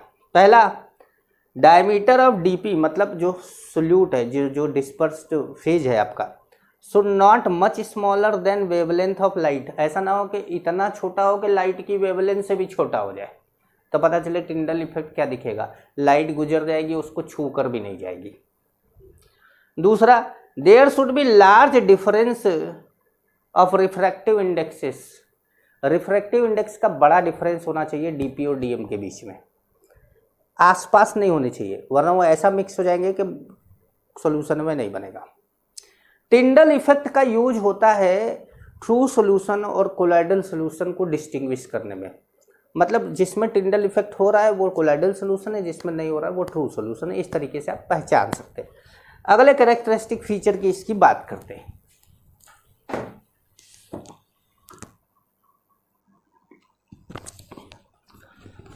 देखिए, Brownian movement theory लिखाने का मन नहीं किया, ये कोलाइडल पार्टिकल का जिगजैग मूवमेंट जो होता है ना, वो ब्राउनियन मूवमेंट है।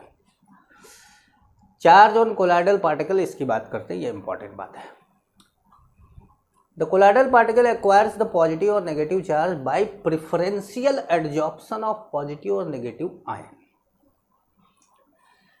जैसे चार एग्जाम्पल मैंने दिए हैं, इसमें देखिए, पहला ध्यान से देखिएगा क्या है, पहले एग्जाम्पल में मैंने क्या किया है कि AgNO3 को KI में डाला है, तो ज़्यादा कौन हुआ? AgNO3 को पानी में शक्कर डालोगे तो कौन ज़्यादा होगा? पानी, और शक्कर में पानी डालोगे तो, शुगर में पानी डालोगे तो कौन ज़्यादा होगा? इसका मतलब शुगर की बोरी में तुम पानी फेंक रहे हो, मतलब शुगर ज़्यादा है। दैट मीन्स कि अगर AgNO3 को KI में आप डाल रहे हैं तो KI ज़्यादा है, और अगर KI को AgNO3 में डाल रहे हैं तो AgNO3 ज़्यादा है। जो ज़्यादा है वो एडजॉर्ब होगा, ध्यान रखिएगा। When AgNO3 added in KI solution, KI ज़्यादा है, तो then the precipitate of AgI, भाई AgNO3 और KI डालेंगे तो AgI का प्रेसिपिटेट बच जाएगा, वो एडजॉर्ब कर लेता है I माइनस क्यू, क्योंकि KI ज़्यादा है, and become negatively charged, AgI I minus. अब पॉजिटिव K प्लस अलग हो गया, K प्लस अलग हो गया, AgI और I माइनस अलग हो गया, ये दो लेयर बन गया अलग अलग। अब KI कम है, AgNO3 ज़्यादा है, तो KI को AgNO3 में डाला तो AgI तो बना, लेकिन उसने Ag प्लस एडजॉर्ब कर लिया क्योंकि AgNO3 ज़्यादा था। कहाँ से? DM से, डिस्पर्सन मीडियम से, भाई वहाँ भी DM लिखना था, फिर पॉजिटिवली चार्ज। तो अब क्या है कि AgI Ag प्लस एब्जॉर्ब कर लिया, तो अब आपके पास क्या बच गया? अलग NO3 माइनस, वो अलग लेयर बना रहा है, ये अलग लेयर बना रहा है। तीसरा, FeCl3 added in excess of hot water. तो देखिए, हॉट वाटर में जब FeCl3 डालते हैं तो FeCl3 हॉट वाटर में रिएक्ट करता है, बनाता है 2O3। लेकिन क्या पूरा रिएक्शन हो जाता होगा? नहीं भाई, कुछ FeCl3 के फॉर्म में रहता है, कुछ Fe2O3 बन जाता है। तो उसमें अब यहां से कुछ निकाल पाना मुश्किल है, क्योंकि वाटर का H+ और OH- नेग्लेजेबल आयन होता है। अब सोच लीजिए कि 1 लीटर वाटर में 10⁻⁷ मोल H+ होता है, और 1 लीटर कितना है? 55.55 मोल। भाई 1 लीटर कितना? 1000 ग्राम। 1000 ग्राम में 18 से डिवाइड करेंगे तो 55.55 मोल आ जाएगा। तो 55.55 मोल में अगर 10⁻⁷ मोल H+ है और 10⁻⁷ मोल OH- है, तो इसका मतलब है नेग्लेजिबल है। तो आप ये तो उम्मीद नहीं कर सकते कि FeCl3 इसमें से कुछ निकाल के एब्जॉर्ब कर लेगा। जो भी करेगा खुद ही में से करेगा। इसीलिए FeCl3 को जब हॉट वाटर में डालते हैं तो Fe2O3 बनता है, कुछ वाटर H2O के फॉर्म में इसके साथ जुड़ता है हाइड्रेशन के फॉर्म में, और Fe3+ ही इसमें एब्जॉर्ब हो जाता है, इसलिए पॉजिटिव चार्ज होता है। लेकिन जब FeCl3 को NaOH में डालते हैं तब तो आप उम्मीद कर सकते हैं कि Na+OH- में टूटेगा। अब Fe2O3.H2O OH- एब्जॉर्ब करता है, इसलिए नेगेटिवली चार्ज हो जाता है। नेगेटिव सॉल कहते हैं, पॉजिटिव सॉल कहते हैं। जो भी पॉजिटिवली चार्ज मैं बोल रहा हूँ वो पॉजिटिव सॉल हो गया, जो नेगेटिवली चार्ज बोल रहा हूँ नेगेटिव सॉल हो गया। इस तरीके से अगर कोई नेगेटिव बनता है तो कुछ पॉजिटिव बच जाता है, कोई पॉजिटिव बनता है तो कुछ नेगेटिव बच जाता है। इस तरीके से 2 लेयर बनती है। The combination of 2 layer of opposite charge, positive negative charge जो 2 अपोजिट लेयर है around the colloidal particle is called Helmholtz electrical double layer. Helmholtz electrical double layer बोला जाता है इनको। और इस लेयर के बीच में, नेगेटिव पॉजिटिव लेयर के बीच में जो पोटेंशियल डिफरेंस डेवलप होता है उसको जीटा पोटेंशियल कहते हैं। बहुत इंपॉर्टेंट पॉइंट है, और ये भी बहुत इंपॉर्टेंट पॉइंट है। और मैं ये भी देख लूं कि कहीं आपको ऐसा तो नहीं है कैमरे में यहाँ कट जा रहा है? बिल्कुल दिख रहा है आपको, थोड़ा छोटा लिखा होगा लेकिन मैं बोल के अक्सर सुनाता हूँ आपको। तो ये हमारा जो है पॉइंट है यहाँ पर। अब हम बात करेंगे, हमारा मेन इसके अंदर कोएगुलेशन है और हार्डी-सुल्जे का रूल है और गोल्ड नंबर है। ये 3 पॉइंट अभी हम लोगों को डिस्कस करना है। चलिए आगे बढ़ते हैं।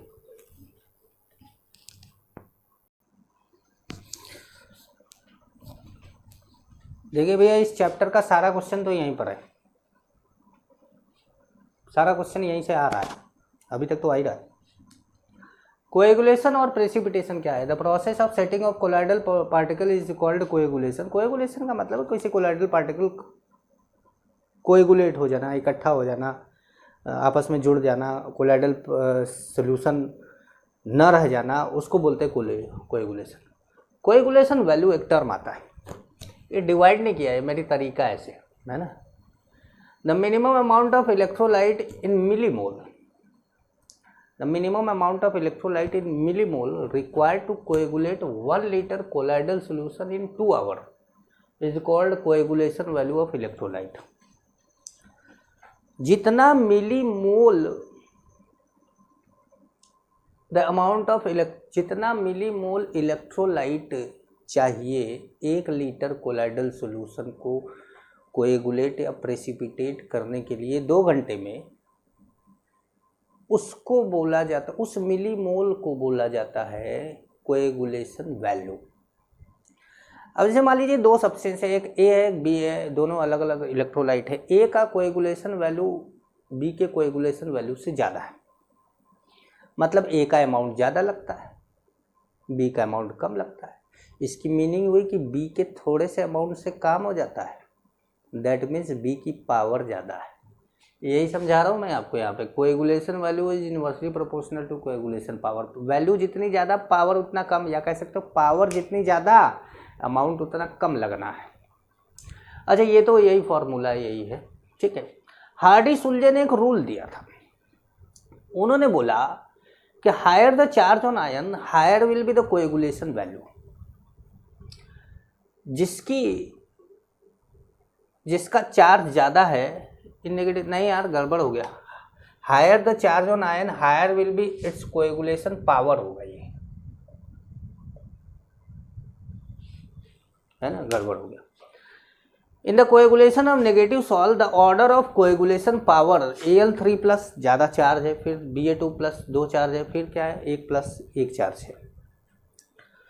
इन the coagulation of positive salt, जैसे ये चार्ज हो गए नेगेटिव, पॉजिटिव को नेगेटिव करेगा, नेगेटिव को पॉजिटिव करेगा कोएगुलेशन, तो ये क्या हो रहा है, चार्ज देखिए 4 माइनस है, 3 माइनस है, 2 माइनस है, 1 माइनस है, ये ध्यान रखिएगा कोएगुलेशन पावर।